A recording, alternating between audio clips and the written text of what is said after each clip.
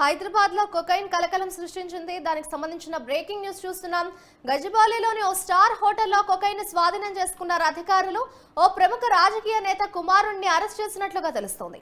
మరో ఇద్దరిని కూడా అదుపులోకి తీసుకున్నారు పోలీసులు. రాడిసన్ హోటల్లో భారీగా డ్రగ్స్ స్వాధీనమయ్యాయి. ఇదే అంశానికి సంబంధించిన మరింత సమాచారాన్ని మా క్రైమ్ బ్యూరో చీఫ్ కృష్ణ అందిస్తారు. కృష్ణ, చెప్పండి, హైదరాబాద్ లో మరోసారి కొకైన్ కలకలం సృష్టించినట్లుగా తెలుస్తోంది. దీనికి సంబంధించిన అప్డేట్స్ ఏ విధంగా ఉన్నాయి?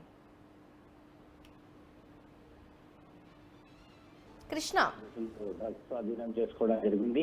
ఈ ఏదైతే మన మచ్చిబౌలి ప్రాంతంలో ఉన్న ఈ రాడిసన్ హోటల్లో డ్రగ్స్ సేవిస్తుందని తెలుసుకున్న వెంటనే మహాపౌర్ ఎస్ఓటి అనే స్పెషల్ ఆపరేషన్ టీం ఒక బృందం అక్కడికి వెళ్ళి ఈ రాడిసన్ హోటల్లో దాడులు చేశారు. ఈ యొక్క ప్రముఖ పార్టీకి సంబంధించిన రాజకీయ నేత కుమారుడు తో పాటు మరో ఇద్దరిని కూడా పోలీసులు అదుపులోకి తీసుకొని గచ్చిబౌలి పోలీసులకు అప్పగించడం జరిగింది. గచ్చిబౌలి పోలీసులు వారి మీద ఎన్డీపీఎస్ యాక్ట్ కింద కేసు నమోదు చేసి వారిద్దరిని కూడా రిమాండ్ కూడా తరలించారు. అయితే ఈ దగ్గర నుంచి పెద్ద మొత్తంలోనే ఈ కొకైన్ స్వాధీనం చేసుకున్నట్లుగా కూడా తెలుస్తుంది. అయితే ఇది శనివారం రాత్రి ఎస్ఓటి పోలీసులు రాడిసన్ హోటల్ పైన దాడి చేసి ఆ తర్వాత గచ్చిబౌలి పోలీసులకు అప్పగించడం. గచ్చిబౌలి పోలీసులు గుడి చప్పుడు కాకుండా వారి ముగ్గురిని కూడా అతను ఏదైతే ఈ రాజకీయ నేత కుమారుడు అతన్ని మరో ఇద్దరు స్నేహితులు కలిసి ఈ రాడిసన్ హోటల్లో పార్టీ చేస్తున్న క్రమంలో పోలీసులకు పట్టుబడ్డారు. వీరందరినీ కూడా మేజిస్ట్రేట్ ఎదుట హాజరుపరచడంతో మేజిస్ట్రేట్ 14 రోజుల పాటు జ్యుడిషియల్ రిమాండ్ విధించడంతో వారి చర్చలు కూడా జైలుకు తరలించినట్లుగా తెలుస్తుంది.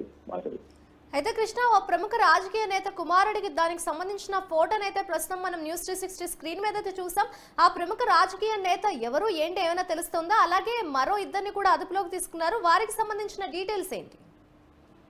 ప్రస్తుతానికి పోలీసులు విషయాన్ని చాలా గోప్యంగా వస్తున్నారు. ఎందుకంటే ఇది ఒక జాతీయ పార్టీకి సంబంధించిన ఈ నేత కుమారుడు అని చెప్పి కూడా తెలుస్తుంది. అతని స్నేహితులు ఈ ముగ్గురు కలిసి ఈ రాడిసన్ హోటల్లో ఈ పార్టీ అంటే ఒక విందులో హాజరు కావడం, ఆ పార్టీలో ఒక గదిని అద్దెకు తీసుకుని అందులో కొకైన్ తీసుకుంటున్నట్టుగా కూడా సమాచారం అందింది. అందులో పోలీసులు ఎప్పుడైతే ఎస్ఓటి పోలీసులు దాడి చేయడం, ఆ దాడి చేసిన క్రమంలో తదుపరి దర్యాప్తు తర్వాత వారిని గచ్చిబౌలి స్థానిక పోలీసులకు అప్పగిస్తారు. పోలీసులు ముట్టినప్పుడు కాకుండా వారందరినీ కూడా ముగ్గురిని కూడా అటు అంటే మేజిస్ట్రేట్ ఎదుట హాజరుపరచడం, జ్యుడిషియల్ రిమాండ్ విధించడంతో చర్చలు కూడా జరిగి తరలించడం. పోలీసులు ఏదైతే గోప్యంగా వివరిస్తున్నారో దీనిపైన అనుమానాలు కూడా తలెత్తున్నాయి. అయితే కృష్ణ, ఈ కొకైన్ వ్యవహారం వెనుక ఇంకా ఎంతమంది ఉన్నారని పోలీసులు అనుమానిస్తున్నారో అని అనుకోవచ్చు అంటారు?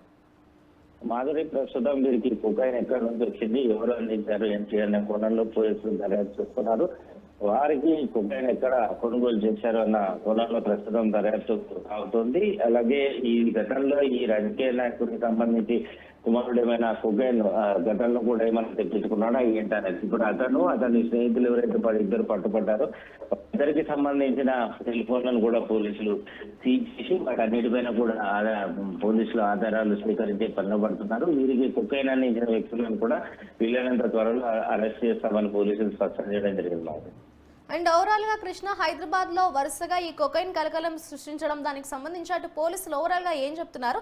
రాబోయే రోజుల్లో ఇంకా ఎటువంటి చర్యలు తీసుకునే అవకాశం ఉంది అని అనుకోవచ్చు అంటారు? మాధురి, ఏదైతే హైదరాబాద్ లో ఈ మత్తు పదార్థాల విక్రయాల వ్యవహారానికి సంబంధించి 3 కమిషనరేట్ల పోలీసులు ఎప్పుడైతే సీఎం గా రేవంత్ రెడ్డి బాధ్యతలు స్వీకరించిన తర్వాత హైదరాబాద్ నుంచి డ్రగ్స్ అనేది సమూలంగా పారద్రోగాలు చెప్పిన ఆదేశాల మేరకు అటు డీజీపీయే కాకుండా 3 కమిషనరేట్లకు సంబంధించిన పోలీసులు ప్రత్యేకమైన బృందాలను ఏర్పాటు చేయడమే కాకుండా ఒక నార్కోటిక్ కంట్రోల్ ఒక వ్యవస్థను కూడా ఏర్పాటు చేసి ఈ డ్రగ్స్ నిర్మూలన కోసం అనేది తీవ్రంగా పోలీసులు ప్రయత్నాలు సాగిస్తున్నారు.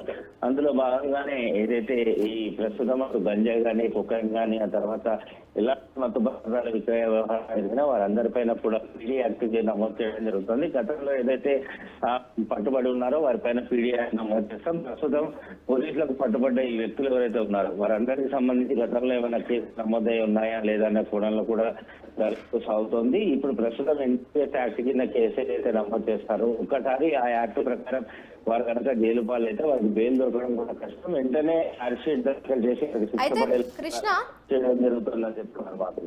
కృష్ణ, కాంగ్రెస్ ప్రభుత్వం ఏర్పడ్డాక కొత్తకోట శ్రీనివాసరెడ్డి ఏసీపీగా బాధ్యతలు చేపట్టిన తర్వాత అసలు తెలంగాణలో కావచ్చు, హైదరాబాద్ లో డ్రగ్స్ ఫ్రీ ఉండాలి, డ్రగ్స్ ఇటువంటి ఉంటే అసలు సహించలే లేదంటూ కూడా అందరికీ వార్నింగ్ ఇచ్చిన సంగతి తెలిసిందే.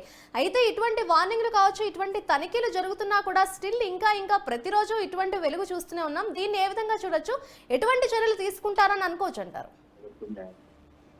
అది ఏదైతే కొత్తకోట శ్రీనివాస్ రెడ్డి సిపిగా బాధ్యత తీసుకున్న తర్వాత డ్రగ్స్ వ్యాపారస్తులు ఎవరైతే ఉన్నారో వారందరూ కూడా హైదరాబాద్ వదిలిపెట్టిపోవాలి, లేదంటే ఇష్టనాన్న ఏమైనా జరగవచ్చు అనే కోణంలో అంటే ఎన్కౌంటర్ చేయడానికి కూడా వెనకాడడం అని ఇండైరెక్ట్ గా ఆయన వార్నింగ్ కూడా ఇవ్వడం జరిగింది. ఇందులో భాగంగానే పెద్ద ఎత్తున పోలీసులు చేసిన నిఘాలు 31 డిసెంబర్ 31 న్యూ ఇయర్ వేడుకల్లో భాగంగా ఎక్కడ కూడా డ్రగ్స్ అనేది వ్యాపారం కానీ తీసుకున్న దాఖలాలు కూడా లేకుండా కట్టుదిట్టం చేశారు. పోలీసులు నిఘా ఏర్పాటు చేసినప్పటికీ ఇటు ఏదైతే ఏజెన్సీ ప్రాంతాల నుంచి గంజాయి సరఫరా రావడం, ఆ తర్వాత గోవా ఇతర ముంబై ఇతర ప్రాంతాల నుంచి డ్రగ్స్ సరఫరా అనేది జరుగుతుంది. ఇటు ప్రైవేట్ రవాణా వ్యవస్థ పైన కాకుండా ఇటు ఎవరైతే ఆయా ప్రాంతాలకు వెళ్లి తిరిగి ప్రయాణం అవుతున్నారో వారందరిపైన కూడా పోలీసులు నిఘా పెట్టడం జరుగుతుంది. ఖచ్చితంగా వీలైనంత త్వరలో మొత్తం హైదరాబాద్ లో డ్రగ్స్ అనే మాట వినపడకుండా చేస్తామని చెప్పి కూడా పోలీసులు హామీ ఇవ్వడం జరుగుతుంది. Right, thank you Krishna.